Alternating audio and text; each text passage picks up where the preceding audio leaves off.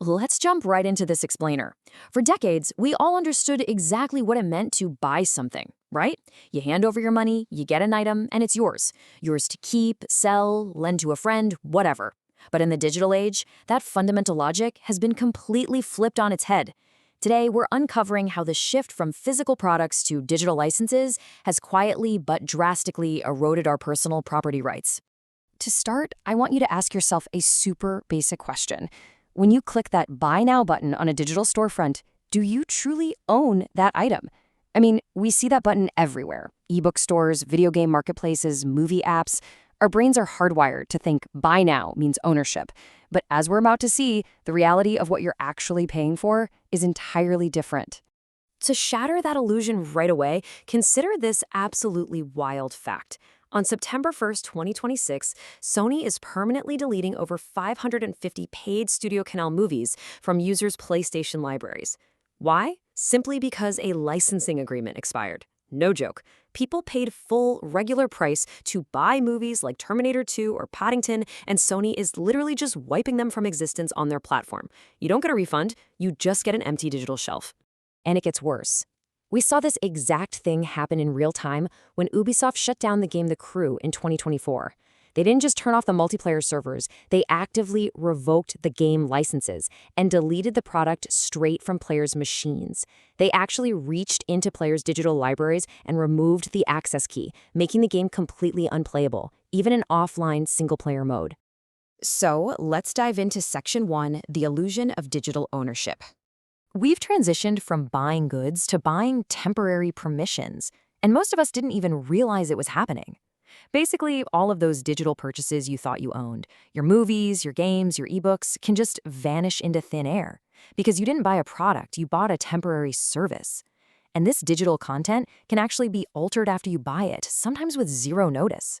Remember when Amazon famously deleted copies of George Orwell's 1984 right off people's Kindles? It's literally 1984.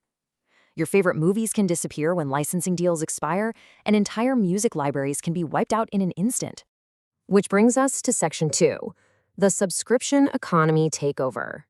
You're probably wondering, why did corporations make this shift to begin with? Well, they realized that selling you something once was a frankly terrible business model compared to renting it to you forever. Take a look at Adobe's transition back in 2013. It perfectly highlights why the old perpetual license was killed off. Under the old model, you bought the Adobe Creative Suite once for, say, around $2,600, and you used it for years. For Adobe, those sales were volatile. But by shifting to a $50 a month subscription, they transformed you from a one-time buyer into a continuous, predictable revenue stream. We're seeing perpetual licenses systematically discontinued and replaced with subscriptions across the board, often bundled with totally unwanted features just to justify you paying those ongoing fees.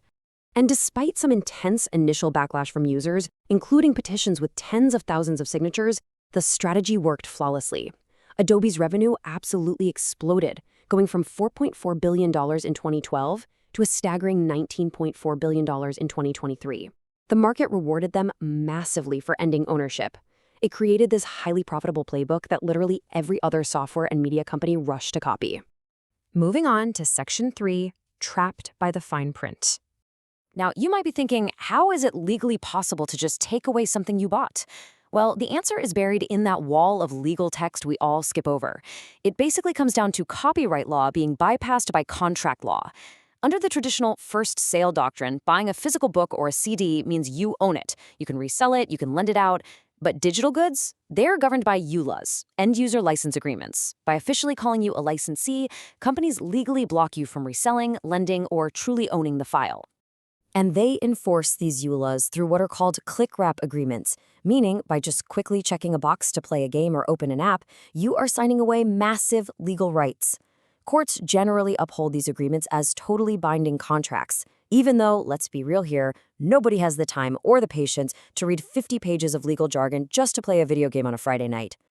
Take Blizzard Enterprise as a perfect example of this trap. In March 2024, they updated their EULA to include mandatory arbitration. Here's the kicker. If players who paid $70 for a game the previous year didn't accept the new terms, they permanently lost access to their purchase. No refund, nothing.